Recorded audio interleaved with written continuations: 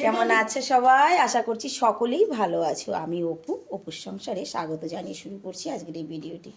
এখন বাজে বেলা 10টা। ঝাড়ু বাসন কোসন সব কিছু করা হয়ে গেছে, তবে আমার কিছু খাওয়া হয়নি। তো আমি কি খাবো সেটাই আগে তোমাদেরকে দেখাচ্ছি।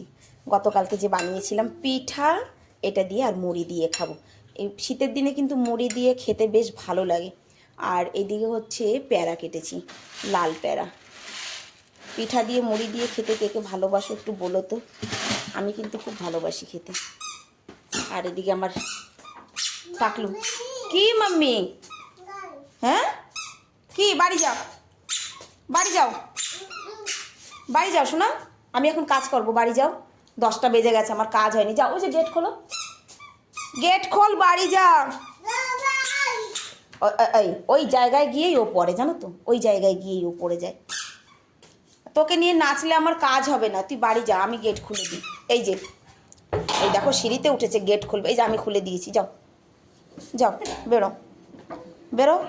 আমি খেয়ে তারপরে কাজ শুরু করি। বাবা রান্না হবে কখন?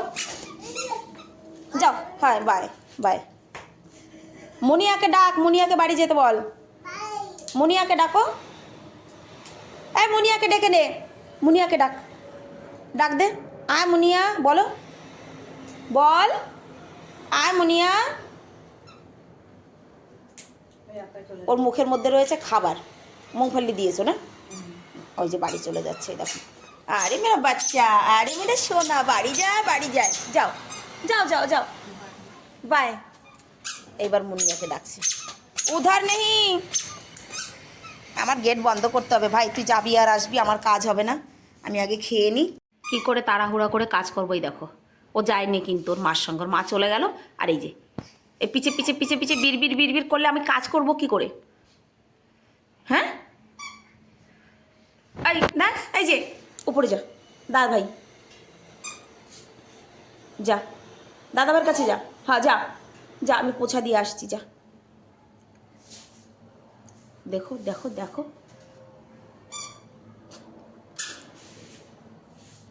পড়ে যাবি তুই।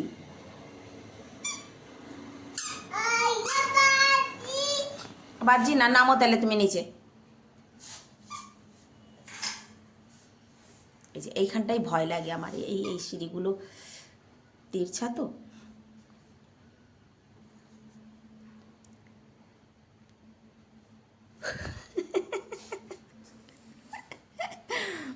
ও নিজেও জানে। হ্যাঁ, ধরে নেবে সুন্দর করে।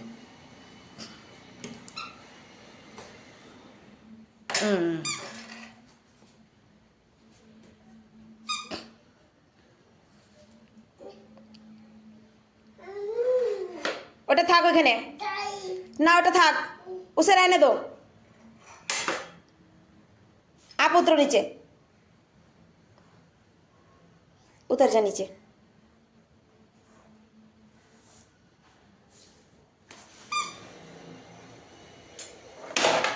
ওই তো দিয়েছিস ভেঙে, দিয়েছিস ভেঙে।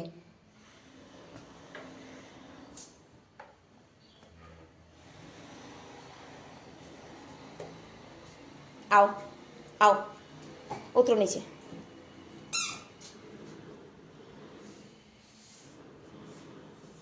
তোর মা রয়েছে বাড়িতে, দাদি রয়েছে বাড়িতে, তারপরে তোকে এখানে ছেড়ে দিয়ে চলে গেল মা।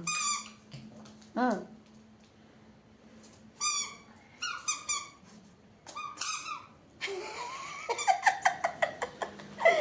তুমি গাছ বান্ধর হচ্ছ? হ্যাঁ, দেখো ওইটা ধরে উঠতে চাইছে, মানে গাছ পাওয়ার চেষ্টা করছে। থাক শোনা, ও খেলুক পিছে পিছে, ওর পিছে বসে থাকলে আমার কাজ হবে না। আমার খাওয়া হয়ে গেছে, ওর পোছাটা লাগিয়ে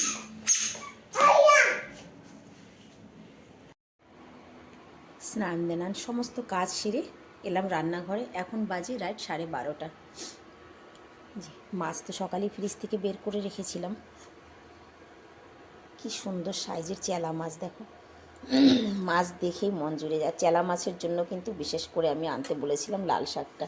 চেলা মাছ দিয়ে লাল শাক দিয়ে, ছাদের থেকে যে লঙ্কা তুলে এনেছি আজকে, এই লঙ্কা দিয়ে আর শাক রান্না করব। মাছ আর একটা ধোয়া হয়নি, রয়েছে ওর মধ্যে। লাল শাক দিয়ে চেলা মাছ দিয়ে কিন্তু করলে দারুণ লাগে জানো তো।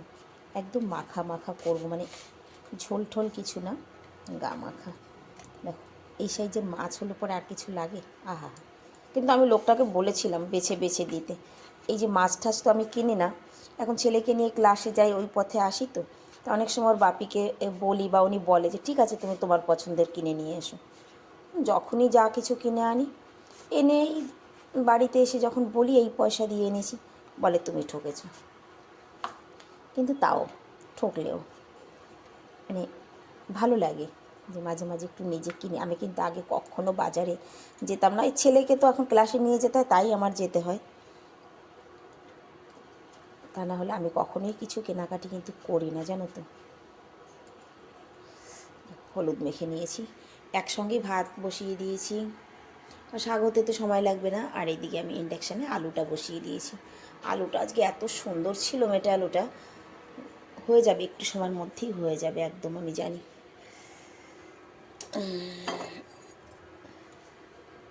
তোমরা হয়তো ভাবো আমি সবসময় কালো কড়াইতে রান্না করি কেন, তাই না?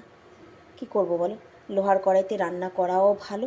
আর সত্যি কথা, লোহার কড়াই মানে ধুয়ে মুছে পরিষ্কার রাখাটাও সব মানে খুব ইজি, এটা সত্যি কথা।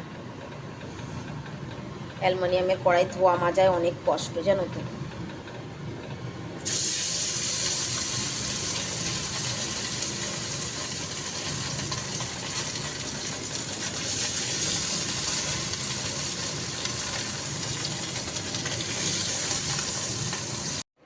একে একে মাছ ভাজাগুলো হয়ে গেছে, সেই কড়ার মধ্যে সামান্য একটু তেল দিয়েছি।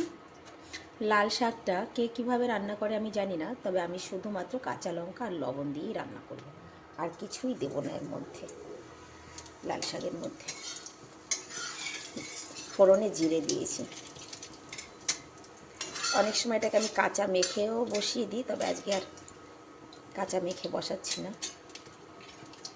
জিরে দিয়ে দিয়েছি, এর মধ্যে দিয়ে দেবো কাঁচা লঙ্কা আর শাক।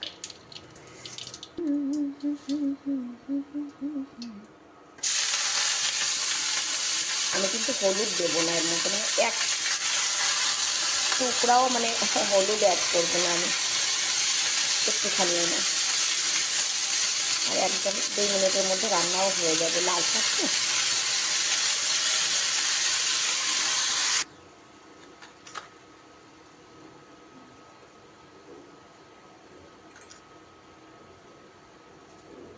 লবণের আন্দাজটা শাক তো বুঝে পারা যায় না। আর এইদিকে আমার ভাতও প্রায় হয়ে গেছে দেখো, একই সঙ্গে হয়ে যাবে, এখনও কিন্তু 1টা বাজেনি। আর এই দিকটায় আলুর সবজি, আলুটাও গলে গেছে, এবার মাছটা দিয়ে দেবো, ব্যাস দিয়েই ফোড়ন দিলে হয়ে গেল। আলু কিন্তু একদম গলে ভেঙে চুরে গেলে ভালো লাগে না, বেশ এরকম ডাসা ডাসা থাকবে তবেই ভালো লাগে। আলু সিদ্ধ হয়ে গেছে, শাকটা একদম কমে গেছে, এবার মাছগুলো দিয়ে দেবো এর মধ্যে।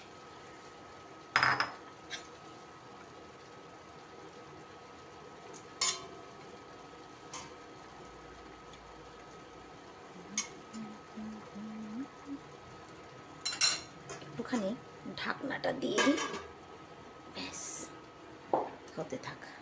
আর এদিকে আলুর সবজিতেও মাছ দিয়ে দিয়েছি।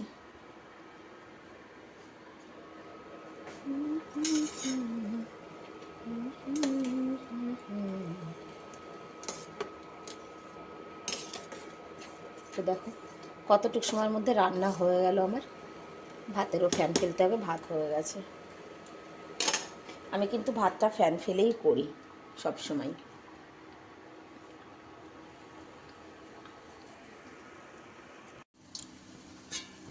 লাল শাক রান্না হয়ে গেছে, এদিকে ভাতের ফ্যান ফেলে ভাতও নামিয়ে দিয়েছি। ব্যাস শাকটা নামিয়ে তরকারিটা সোমবারে দেবো। আলুর তরকারি সোমবারে দেবো আমি তেজপাতা, শুকনো লঙ্কা আর জিরে। আর এই দিকটা দেখো আমি না পাঁপড় ভেজে রাখবো জানো তো। পাঁপড় লঙ্কা এগুলো যদি ভেজে ফ্রিজে রেখে দেওয়া হয় না, মানে বন্ধ ডাব্বায় রাখতে হবে, এয়ারটাইট ডাব্বায়, তাহলে কিন্তু সপ্তাহ ভরেও রাখা যায়, কিছু হয় না।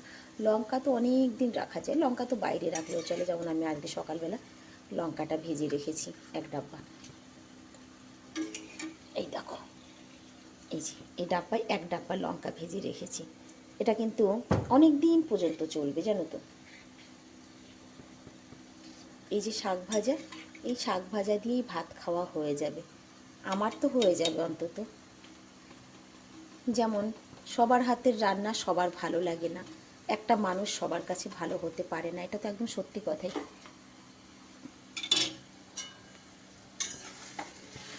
একটা সময় ছিল যে কী করে খুন্তি ধরতে হয় সেটাও জানতাম না, তবে আজ যতটুকু পারি থালায় দিলে ফেলে উঠে যাবে, সে অতটা খারাপও রান্না করি না, কিন্তু একটা সময় ছিল যে খুন্তিটা কী করে ধরবো সেটাই বুঝতাম না। তার মধ্যেও অনেকেই আছে যে আমার রান্না অনেক পছন্দ করে, অনেকেই আছে আবার তুচ্ছ-তাচ্ছিল্য করে। তার একটাই কারণ, আমি খাবারে তেল কম দিই, সেটাই।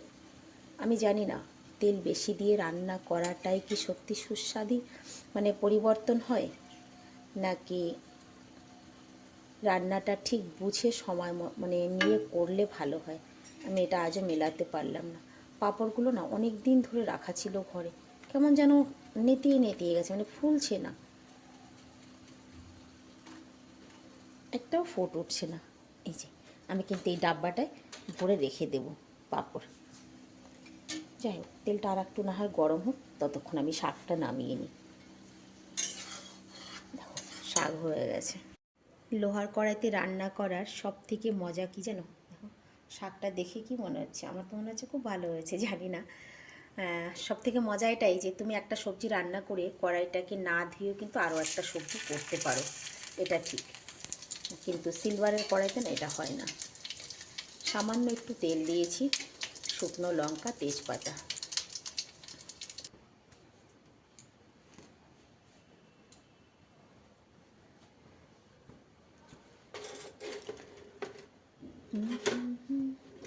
থাক, খাওয়ার পরে ঢাকনি বন্ধ হবে, এখন বন্ধ হবে না। ততক্ষণ আমি বাসনটুকু ধুয়ে নিই, যতক্ষণ সবজিটা জাল হচ্ছে। বাসন কিছুই নেই, সামান্য ধুয়ে ফেলি।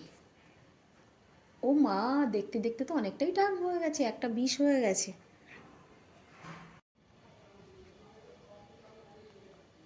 সমস্ত রান্নাবান্না কমপ্লিট।